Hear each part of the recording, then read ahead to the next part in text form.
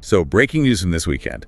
C and Tom just made a massive house call in Syria. A huge one. This is the culmination of what they're calling Operation Hawkeye Strike. And the details are intense. If you want to stay ahead of these kinds of global security updates as they happen, this is a good time to hit that subscribe button. Definitely. Okay, so we're looking at a report from David Hookstead, and it details a major retaliation by U.S. forces.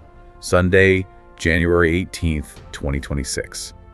Let's dig in. Right. Our mission here is to really unpack the specific strike, but also the month-long campaign that led up to it. So what happened on Friday?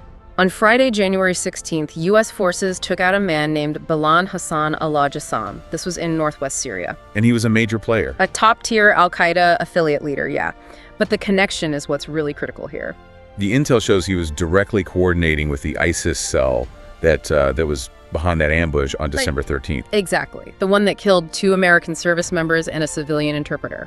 And that's the real story, isn't it? I mean, Al-Qaeda and ISIS are usually at each other's throats. All the time. So for them to bridge that gap, specifically to target Americans, that's a dangerous tactical shift. It's a new collaborative threat. It creates a brand new kind of problem. Which is why this strike on JSAM wasn't just a routine operation. It was very specific retaliation.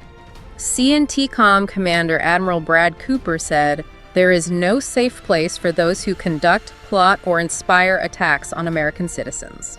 And that resolve really triggered this whole thing, Operation Hawkeye Strike. This was way more than just one drone strike on a Friday. Oh, way more. The report says that over the last month, U.S. and partner forces have hit over 200 ISIS infrastructure and weapon sites. 200. Yeah, and on top of that, they've captured more than 300 ISIS operators and killed over 20 across Syria. They are actively dismantling the network piece by piece. And the U.S. leadership is not being subtle about the intent either. You had President Trump vowing revenge right after the ambush. And then you have Pete Hegseth, the Secretary of War, laying down a very, very hardline doctrine. What did he say? His message was blunt. If you kill an American, you will spend the rest of your life on the run.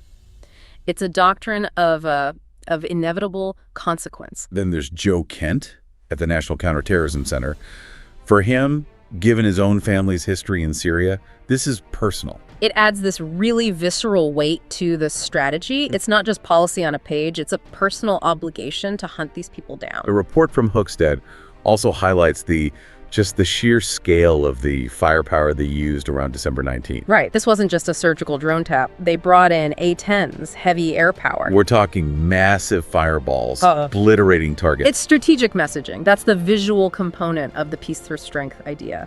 The message is simple. The response will be overwhelming. It's basically, if you poke the bear, the response won't be proportional. It will be total, whether it's Delta Force, SEAL Team 6, a drone, whatever, it's coming. But the response is inevitable. That's the core message. So Hawkeye Strike was the hammer coming down to avenge those December deaths and send that message. It was. But, it forces a tough question. We're seeing this return to a policy of overwhelming force. Inevitable consequence. But when you're dealing with a decentralized network, especially one where Al-Qaeda and ISIS are suddenly working together. Exactly. Does peace through strength, does seeing those A-10s and fireballs actually suppress recruitment in the long run? Or does it just create the next generation of targets? That's the gamble. Something for all of us to think about.